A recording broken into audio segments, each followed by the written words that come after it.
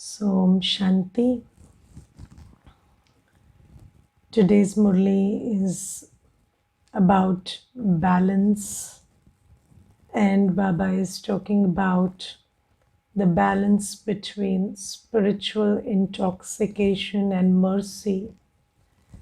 But before I talk about some points in the Murli today, I want to share something that I was thinking, and it's funny, but I would like to put it like this. Is there a difference between being egoless and shameless? So, you know, it is important that we become egoless, but it's equally important we don't end up being shameless. And if we don't understand egolessness accurately, then we will end up being shameless. So, there is a lot we need to learn, and it's gyan is a lot of things, and sometimes when you don't hit the right note you end up messing the whole approach. And why I'm raising this is because you see, in Satyug, when we are described, so the description is you are Sampoon Nirvikari, yes, but you are also Maryada Purushottam. So you don't have any vice, you don't have lust, anger, ego, attachment, and greed, but there is Sampoon Maryada also. What is Maryada? Maryada is your own sense of where your boundary lies. So there is a maryada for thought, there is a maryada for word, there is a maryada for action. And if in the name of egolessness you start, and sometimes people use this egolessness in a wrong way and to justify their impulsive actions. And then when you are, and impulsive actions are generated through vices which are not very apparent, but they are lurking inside. And you do an impulsive action and then you say, so what, it's okay, anyways there is no ego, so I don't have any ego, so I'm not feeling bad about it. But if you're not feeling bad about it, how can you correct it? Or even if you're not feeling bad about it, do you understand that it's not the okay thing to do? And you cannot just do anything in the name of egolessness. So there is a maryada, and if you don't stay within the maryada, you are not egoless, you end up being shameless. And there is a certain dignity of the soul. And especially when you are Baba's child, there is a dignity with which you conduct yourself. Yes, and when you cross the line, then then you lose your dignity. And if you don't understand that, that's called shameless, that's not called egoless. And shameless people don't find a place in Satyug. So that's something that we need to understand. These things are very, very subtle, and sometimes we don't understand where the line lies or where the boundary lies. So if you are, so there are, so when we conduct ourselves, we have to understand that we do not receive ego attacks. So, somebody is telling you something, abusing you, or telling you something harshly, or is trying to insult you. Yes, you don't accept that, you stay in your dignity. But then, if that action is being initiated by you, you should be wise enough to see it. And not that when somebody is pointing out, then you say, oh, I'm egoless, and even if you keep telling me, I'm not correcting myself, and I will continue to be like that. And you may even do that. That's not an issue, because nobody can correct you by force. But then you will end up losing in this whole bargain. That's what we need to understand. And there is a very concrete line between egoless and shameless. They are not the same thing. So, egoless is when you are in your maryada and you have not crossed your maryada in your thought, word, and action, and then somebody is trying to use conventional morality against you and make you feel bad, then you don't succumb to it. But when you have crossed the maryada, so there is a maryada. It's not like we are living in a world, so it's not that idea of that bizarre idea of open society where you can do anything and get away with it. No. When you are crossing your line, when there is lust, anger, ego, attachment, and greed, and why I'm saying these vices is because they are so subtle. We are not even able to see it. So we are using unnecessary words and making, so I have seen people who barely know each other and they go on Facebook and then they comment on each other's dresses. You are looking good. So why do you have to go and give a comment on whether they are looking good or looking bad? Why are you so concerned about how they are looking? So that's not maryada. A divine soul doesn't speak extra, doesn't write extra. Why do you have to go and make that comment on Facebook? Somebody you met 3 days ago, 3 months ago, somebody you barely know, or even somebody you know. Why do you have to cross that line of commenting on how they look, or how they whether they are beautiful, or whether they are sweet or smart or whatever? So there are lots of things that we need to learn, and wasteful thinking, wasteful speaking, wasteful writing, because these days, it's less speaking, more writing. So you have to be very careful about this also, because sometimes, speaking, we are not speaking at all. We are all writing. And all of that is wasteful. So unnecessary. And why?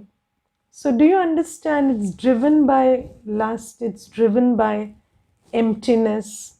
We don't get it in the first place. But when you cross a maryada, then you lose your spiritual dignity. And we are moving towards the stage of ascension. We don't want to fall further.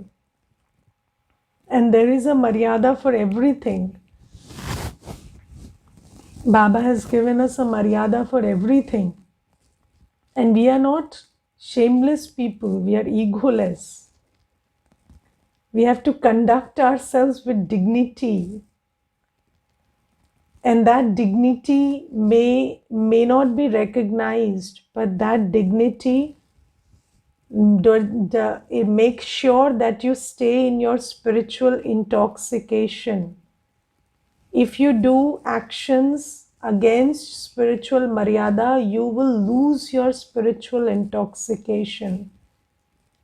Just like people say that I will lose my ego in the society. So, my place in the society. So here you will lose your spiritual intoxication. You will lose your dignity of who you are, and you cannot stand high in your own eyes.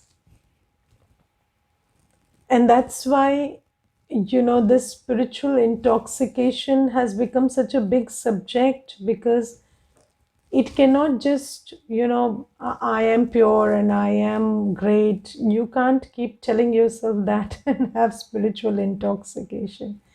It's how you conduct yourself according to Srimad that gives you spiritual intoxication. And today, Baba has given us a very clear secret. Baba says that the way you use your body, mind, and wealth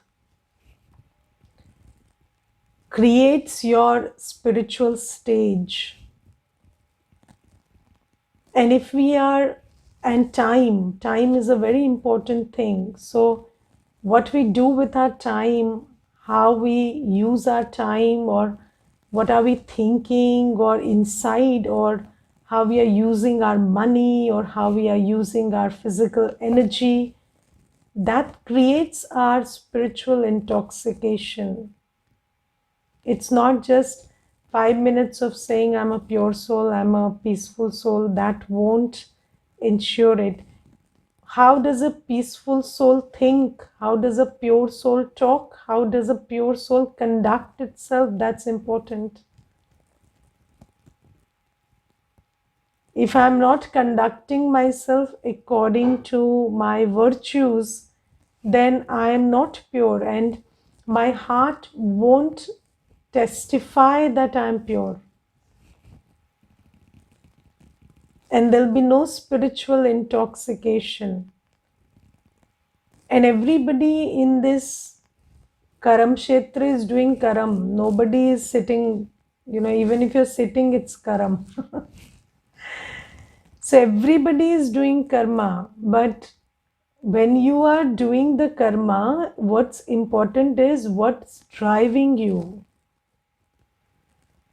What's driving you. And until and unless we are really spiritually intoxicated, we will always be driven by vices. We will always be driven by vices, because there will be something. So, even if you pick up your phone to write a message, there'll be an intention which will drive you, and that won't be seva if there is no dignity for you. It will always be as a taker. You will ask something, you will offer something to get something. It will always be that thing, and it's very, very subtle. Does that make sense to you? Yes, it's very, very important to understand these things. And egoless is not the same thing as shameless. And so when we understand Gyan, so Baba says, you don't have to be driven by vices. You don't have to do action to get something. You don't want appreciation. You don't need recognition. But you know what? You will get appreciation and you will get recognized. That's the law. It's not like I don't want appreciation, so I won't get appreciation. No. You don't get things because you want them. You get things because you deserve them. And when you conduct yourself according to Srimad, you will get what people want because they want it, and you are acting in a manner that you deserve it. But the thing is, because that's not why you did it, it won't matter to you. But then it cannot be that somebody who is conducting themselves, and yesterday you see, Baba told this law that if you are doing seva, if you're using your body, mind, and wealth and time in a worthwhile way, then obviously you will be recognized in this Brahmin clan. People in the family will appreciate you and love you, and they will give you the respect that you deserve. And it cannot be that you do everything right and get nothing. That's not the law. So there is something that I'm not doing properly, because of which this emptiness is not getting filled. And there is, there are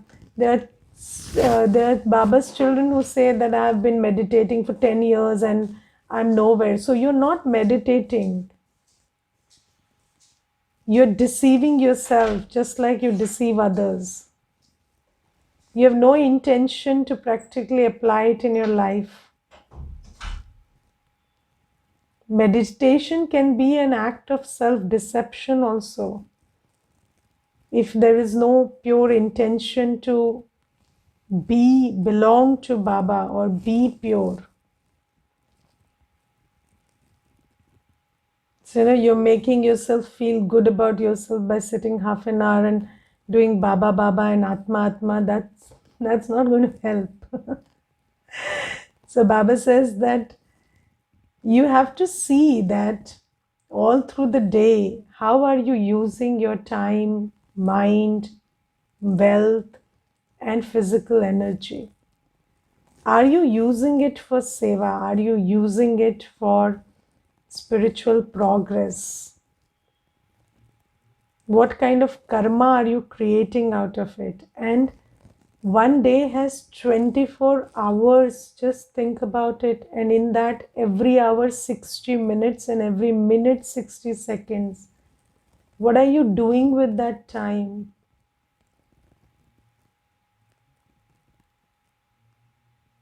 And there are some children who don't do any seva at all, financial seva.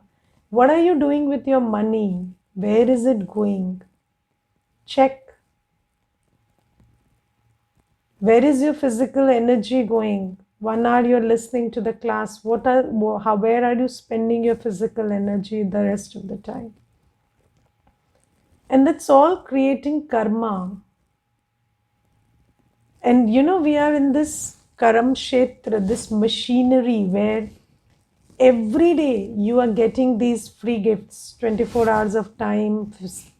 Every day you are eating, so there's a lot of physical energy generated. And everybody is eating more than necessary. So extra energy.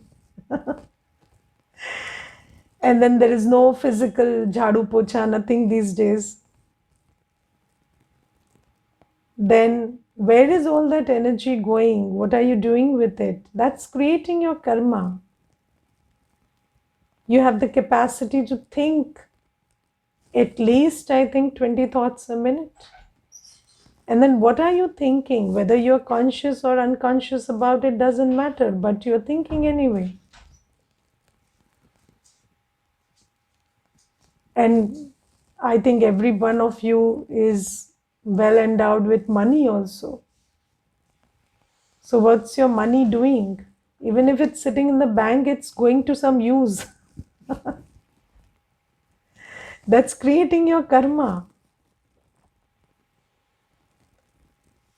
And then karma creates our destiny. So if we are not taking care of our karma, then obviously we will be surprised by our destiny. But we need not be surprised. Baba has given us every knowledge.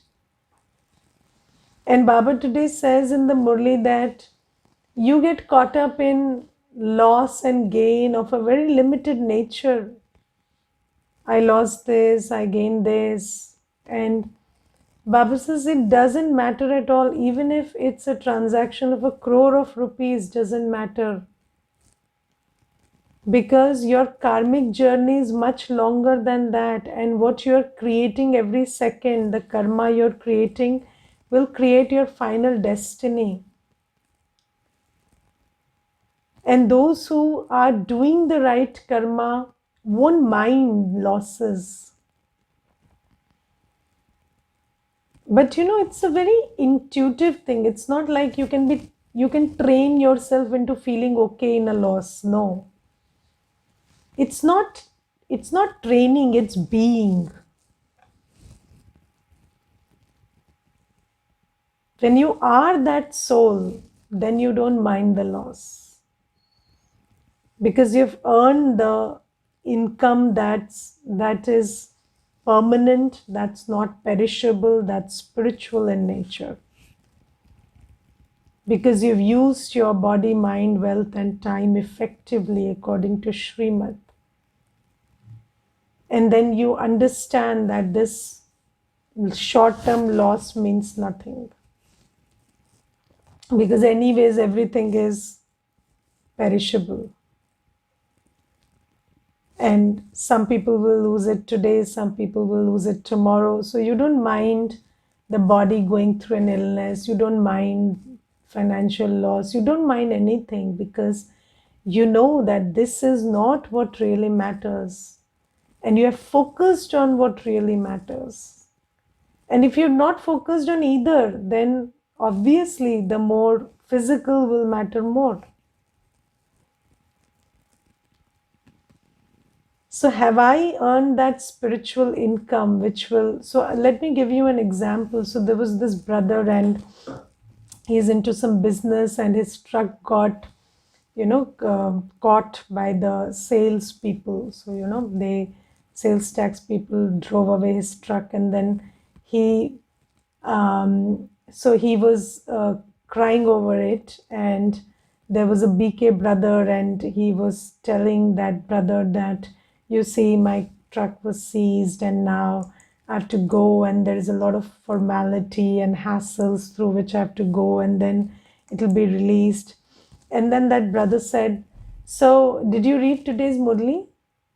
So he said, no, I was busy. There is a problem at home. And then that brother said, don't you think that's a bigger loss than this? So if you missed Baba's Murli, that's a bigger loss than your truck getting towed away. But you don't even recognize that loss, you recognize this loss. And then that brother, for some time, that brother understood that thing. He listened to the Murli. He came to the center also. But then, when his truck couldn't get retrieved for some time, then he again started worrying about the truck. Because you cannot have a permanent state of feeling secure and safe if you have not done the karma that corresponds to it.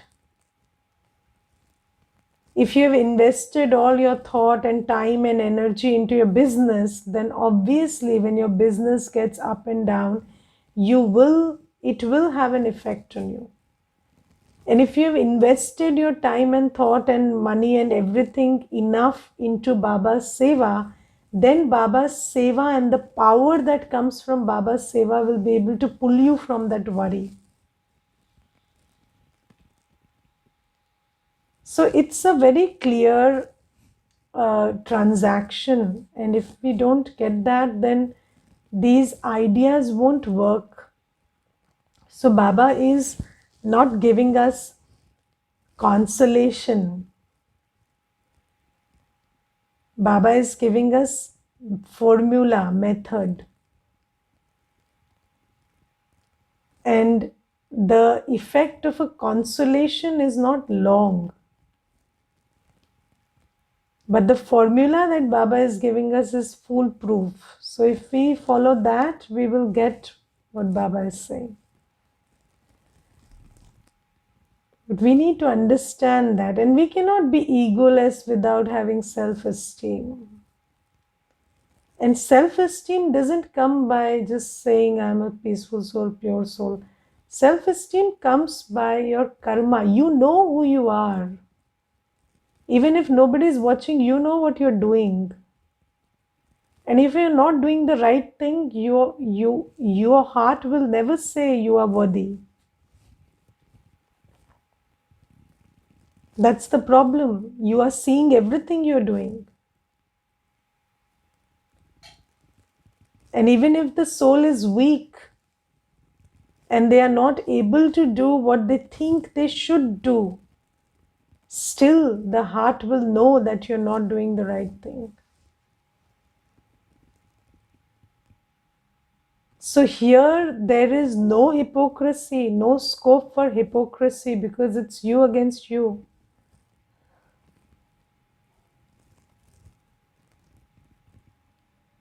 Okay, so it's very important to understand these things. And so Baba has not just given us, it's not just viceless, it is also Maryada Sampann. So we cannot just focus on the giving up. So you are giving up vices, giving up lust, anger, ego, attachment, greed. How do you give up? You take something in return, right? You take Baba's love, you take Baba's lifestyle, you take Baba's identity of a soul, you take Baba's purpose that Baba is giving you of being a world server. You cannot empty without filling something. It's filled with the wrong stuff, but you have to fill it with the right stuff. You have to have a sense of who you are, who you belong to, what's your purpose. If you don't take what Baba is giving you and try to empty what Baba is, or that's also something that you're doing out of ego, that I want to be egoless. No, you can't be egoless if you have not accepted purity, if you have not accepted that every action that I do has to be based on Baba's Shrimat. And Baba teaches us how to even see, not see the body, see the soul, not have relationship with, Baba says, don't seek companionship from human beings. Companion is Baba. They can give you company, but don't think they can be your companion. These are teachings. If we don't adhere to these teachings, then we cannot be in our self-respect, and we cannot. So, if you still look at people as companions and you think that somebody in the world can be your companion, you will conduct yourself in a very undignified way. And then you will think that, oh, I'm egoless, so what's the problem with me approaching someone first? But Baba has told you to be so dignified that you are approachable for the right thing. Baba has not told you to be so egoless that you end up approaching somebody for the wrong thing. You give me company, you give me sustenance, you give me help, and I have no shame in asking because I'm egoless. No, Baba told you that you have to be a giver. And then you don't even have to request somebody to be a taker. So, I'm willing to give, you please take. That also shouldn't be there. So these are very subtle matters, and I don't know whether it sits in the buddhi, but these things have to be churned about. And if we don't get gyan right, then it can really, and sometimes when I look at what people who listen to Murli every day do, I'm shocked because that they are not getting the thing right, and then it messes up with their actions and everything. So you cannot be egoless and without being Maryada Sampann. Otherwise, your own actions will make you lose your dignity. And this subject of boundaries is very, very important. Maryada. Maryada is very important. So there is a Maryada of how much to talk, and if you are, and how much to come into relationship, and how much to come into contact. Baba has given us Maryada for all of that. And we cannot use this pretext that I am egoless to cross that line. If I cannot stay alone with Baba, if I cannot be soul conscious and be happy and use my time productively and create a timetable and mind table on my own, and I have to beg others to give me time and attention, then that's not Maryada Sampann. And you cannot say, I can beg because I have no ego. Egolessness doesn't make you a beggar. So Baba is giving us very clear directions, and we need to understand. So it's not less of everything, it's also full of everything. So when you become full of Maryada, then you can become egoless and viceless. So only full focusing on the less won't do the thing. It has to be the more also. And then the Srimad about using our body, mind, and wealth is very important, because until and unless you've earned a spiritual income and which gives you, there is this inner knowing, deep knowing that yes, I have done the work that it needs to keep my future secure. My future as a soul, not as a body. So when you know that deep knowing is there because you've done the karma behind it, then you won't mind the small or big losses that come your way.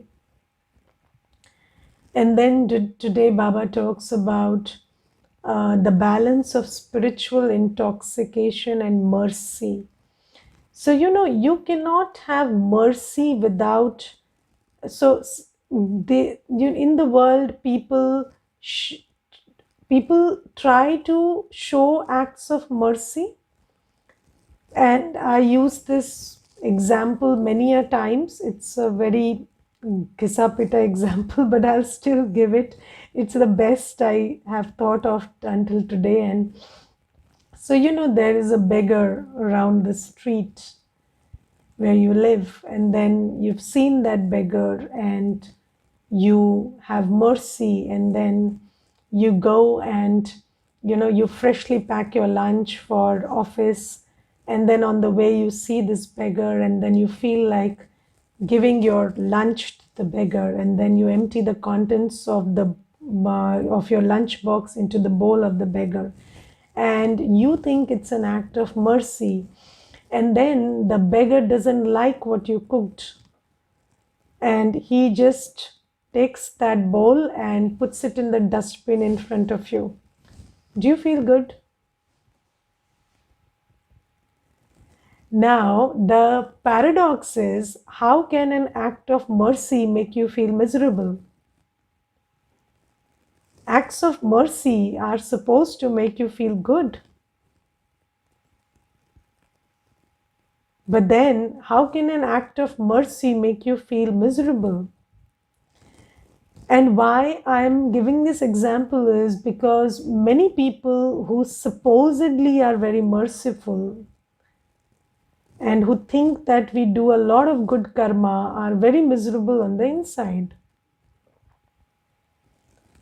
And this is why Baba says it's very important that so Baba today uses this word, you will become an instrument for world renewal. So if there is any transformation or any real upliftment and shift that has to take place through you, then with mercy there has to be a balance of spiritual intoxication. And what is spiritual intoxication? Spiritual intoxication is, it doesn't matter how they receive it. I give because I have been given and endowed. So my Baba is giving me bountifully, and I am the child of the ocean. So I don't give for them. I give because it's my quality to give. And then it doesn't matter whether they put it in a bowl, put it in the dustbin, or take it or leave it, or and also, in spiritual intoxication, you understand that going and giving lunch is much down the line in the act of mercy, because food is just one need of the body, but it's not the body that matters, it's the soul first. And then you are willing to be respectful and loveful and considerate and compassionate and peaceful and pure, and you are willing to give all of that, but because that's who you are, that you are the child of the giver, you are the child of the ocean. And then there is no expectations and there is no desperation to give also. So sometimes there is no expectation and you think there is no expectation, but where there is desperation to give, you're giving extra, then there is definitely expectation. And when there is no expectation, no desperation, then you give enough. And when there is desperation and expectation, you give extra. And extra never brings a shift. Only when you give the required amount, it brings a shift. So that's a very soul conscious place to be in, where you know who you are and you have a sense of what they need and you give that what they need. You have mercy also. And you give what anybody needs, but then you only give it as much as they need, no extra, because there is no expectation and there is no desperation. Yes. So you don't go and just, keep giving compliments, extra something. Yes. So that's there. So sometimes you will get, so we give these classes, but they won't sit in your buddhi very well, because what needs to be done first. So first, the time, thought, energy, money. Look at these four things. Okay, how are you spending your time, thought, energy, and money? And when you start doing that, then these things will automatically make sense. You can, so Baba says that Baba's knowledge sits in a pure buddhi. And if our energies and resources are being used in impure ways, if our seeing and thinking and eating is impure, then this knowledge will not sit in our buddhi. And this is not an entertainment class. Knowledge is like a knife. If you don't handle it right, then you handle it wrong. And do you know when you handle a knife wrong, what happens? So this is not entertainment, this is knowledge. And until and unless we couple it with purity, then knowledge will not sit in the buddhi well. And that's why following Shrimat, surrendering to Baba's Shrimat and doing as Baba says is very, very important. Because let me tell you another very big law of karma. In the world, you cannot take something from somebody and run away. There is a law, you have to pay back, right? Can you do that with God? It's not possible. You cannot take away from God and run away. You will have to surrender.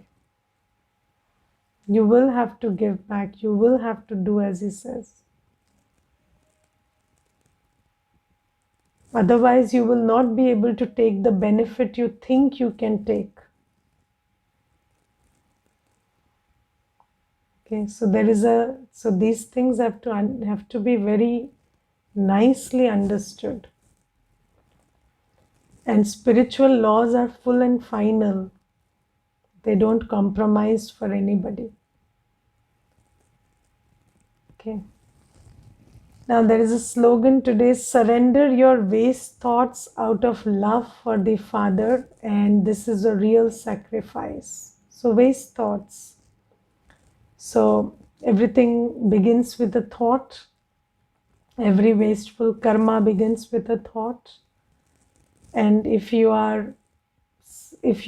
surrender your waste thoughts, so Baba, I only create the thoughts that you allow me to create.